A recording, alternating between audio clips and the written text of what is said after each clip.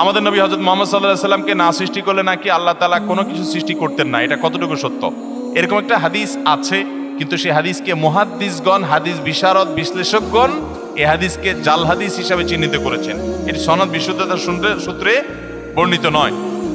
লাউলা লাউলা খলিকতু লামা খলিকাতিল আফলাক, নবী সাল্লাল্লাহু আলাইহি সাল্লাম যদি সৃষ্টি না হতেন আসমান জমিন সৃষ্টি হতো না। ভাইরা আমার, নবী সাল্লাল্লাহু আলাইহি সাল্লামের মর্যাদা বলার জন্য মিথ্যা হাদিস বলার কোনো দরকার নাই।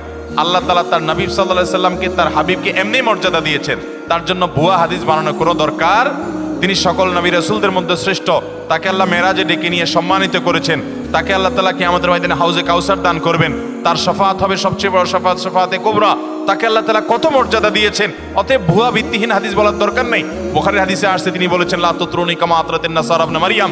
খ্রিস্টানরা ঈসা আলাইহিস সালামের মর্যাদা বেশি বলতে গিয়ে ওনাকে আল্লাহর সন্তান বানায়া ঈমান হারা হয়ে গেছে। তোমরা আমার মর্যাদা বলতে গিয়ে এরকম সীমা লঙ্ঘন করবা না।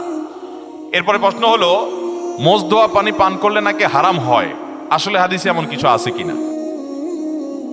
মোজ ধোয়া পানি খেলে বা মোজ লাগলে কোনো কিছু খেতে গেলে সেটা হারাম বলে হয়। হারাম তো পরের কথা, অনেকে বলে মাকরুহ, হারামও হবে না মাকরুহও হবে না।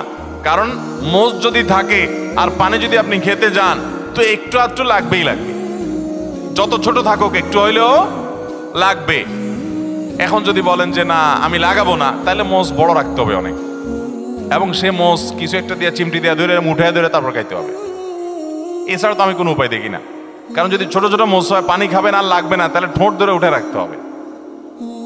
তাহলে বোঝা গেল এটা ভুয়া ভিত্তিহীন কথা। মোজ যদি লেগে যায়, ইচ্ছাকৃত তো মোজ ধোয়া পানি, মোজ ধোয়া খানা, মোজে লাগলে সেটা খাবেন না আপনি। কারণ হলো সেটা তো আর পরিষ্কার করে হওয়ার সময় জীবাণু থাকতে পারে, ধুলাবালি থাকতে পারে। ইচ্ছাকৃত যদি এটা করেও না কেউ, কিন্তু অনিচ্ছাকৃত যেটুকু লেগে যায় এটার কারণে হারাম তো দূরের কথা, মাকরুহ হবে না। এটা ভিত্তিহীন কথা। কথা বুঝাতে পারছি? কোন মত করে বলে শুনছে এই ফতোয়া যে মোজ ধোয়া পানি খাইলে গুনাহ হয়, মাকরুহ হয়। এই জন্য সে মদ খাওয়ার সময় তার মোজ বড় ছিল, উঠায় ধরে মদ খাইতো। যে মদ খাওয়ার সময় যদি মাকরুহ হয়ে যায় তাহলে তো আল্লাহ নারাজ হয়ে যাবে। এই জন্য সে মোজ উঠায় নাকি মদ খাইতো। আল্লাহ জানে সত্য না মিথ্যা, ঘটনা শুনছি আমরা অনেক ছোটবেলা থেকে। তো যাই হোক, তো মোজ ধোয়া পানি খেলে বা কিছু খেতে গেলে মোচে লেগে গেলে আসলে কোনো গুনাহ হবে।